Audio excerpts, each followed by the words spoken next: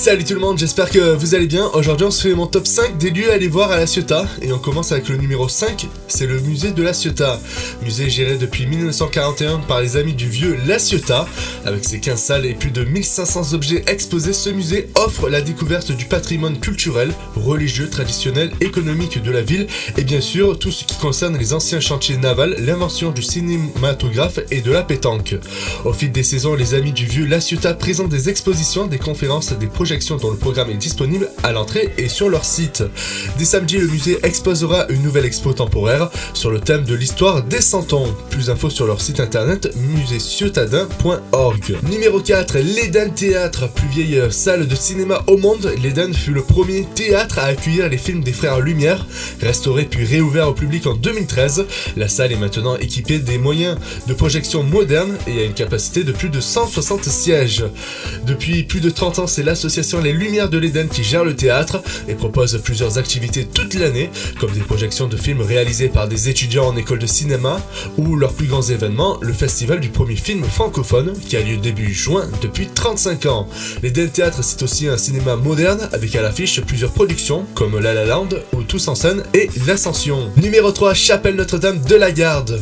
Tout le monde connaît Notre-Dame de la Garde à Marseille, mais peu connaissent la chapelle de La Ciotat.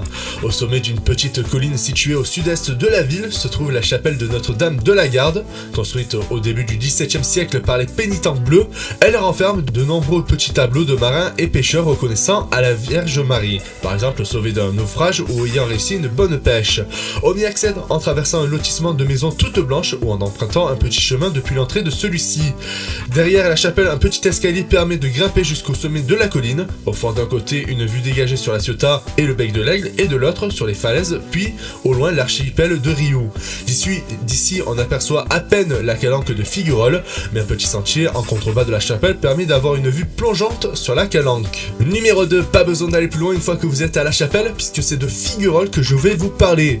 Une petite calanque encaissée aux couleurs merveilleuses, comme au Mugel. On y retrouve ces roches si particulières qui plongent dans une eau turquoise. Ce décor a déjà attiré de nombreux cinéastes et peintres de renom, et les beaux jours, il arrive encore de croiser quelques amateurs en train d'immortaliser ce paysage. En descendant, vous y découvrirez à mi-chemin un petit restaurant dont la terrasse offre une vue imprenable sur la calanque. On y trouve également un petit hôtel et quelques bungalows, que ce soit le temps d'une baignade, d'un dîner ou d'un week-end, le dépaysement est assuré. Numéro 1, j'en parle souvent mais il mérite, c'est le parc du Mugel. Autrefois propriété privée, le parc du Mugel est depuis 1987 aménagé et entretenu avec soin par la municipalité de La Ciotat, ce qui lui a valu d'être classé jardin remarquable d'une superficie d'environ 17 hectares. Le parc est naturellement protégé du Mistral et des embruns par l'imposant massif rocheux du bec de l'Aigle.